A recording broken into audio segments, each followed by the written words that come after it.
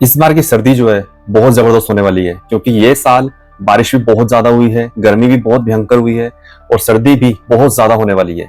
आप लोग ये सोच रहे होंगे हम फाइनेंस के टॉपिक्स पे बात करते हैं ज्यादातर, पर आज वेदर की बात कैसे हो रही है? तो वो इसीलिए हम कर रहे हैं क्योंकि इस बार की जो सर्दी है किस तरीके से इंडियन इकोनॉमी पर असर डालेगी उस पर हम बात करेंगे। ऐसा बोल रहे हैं सभी लोग कि यूरोपियन तूफान है ला निन्या, LANINA, ला निन्या।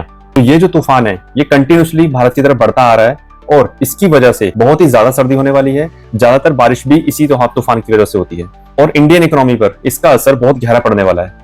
अगर हम मेजर सेक्टर की बात करें जिन पर इस तूफान की वजह से असर पड़ेगा तो वो है agriculture sector, supply chain, energy demand और ओवरऑल इकोनॉमी पर कहीं ना कहीं इंपैक्ट भी आएगा। अगर हम एग्रीकल्चर की बात करेंगे तो ज्यादातर जो फसलें इसमें चल रही है इस सीजन में वो है राबी की, सरसों की, गेहूं की और दालें।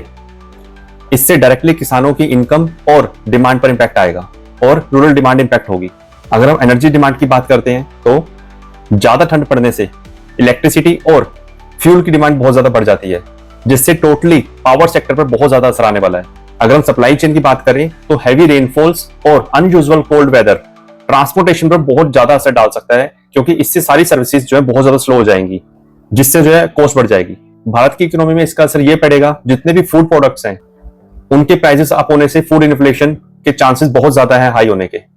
रूरल कंजप्शन जो है सप्लाई चेन पर असर आने से वो वीक हो जाएगा। अगर प्रोडक्शन स्लो होता है तो एक्सपोर्ट का काम भी कम हो जाएगा। तो ओवरऑल ला निन्या तूफान जो है तो उससे आने वाली ठंड भारत की economy, agriculture, electricity, energy, rural demands, inflation पर असर डालेगा और इन्फ्लेशन काफी हाई होने के चांसेस हैं। कई लोग कह रहे हैं कि इसके मिक्स इंपैक्ट होंगे, लेकिन ज्यादा चांसेस यही हैं कि इंपैक्ट इसके नेगेटिव ज्यादा जाने के हैं। तो दोस्तों इन इंडस्ट्री से रिलेटेड अगर आप कहीं पर कुछ इन्वेस्ट कर रहे हो तो थोड़ा सा आप होल्ड करो या फिर आप लॉन्गर टाइम के लिए सोचो। बेहतर यही है कि आप इस पे थोड़ा सा ऑब्जर्वेशन लाओ और आने वाले भविष्य में आप हर एक पहलू को सही से देखो। हालांकि कोई भी वेदर की तरफ किसी ने इतना ध्यान नहीं दिया होगा, लेकिन यस, वेदर की वजह से भी बहुत ज्यादा असर आएगा, तो आप उस पर ध्यान दीजिए। और लॉन्गर टाइम के लिए सोचेंगे तो बहुत बढ़िया है, लेकिन शॉर्टर टाइम के लिए आपको वो नुकसान दे सकता है। तो अगले नए टॉपिक से आपको फिर से मिलता हूं, तब तक के लिए हर हर महादेव।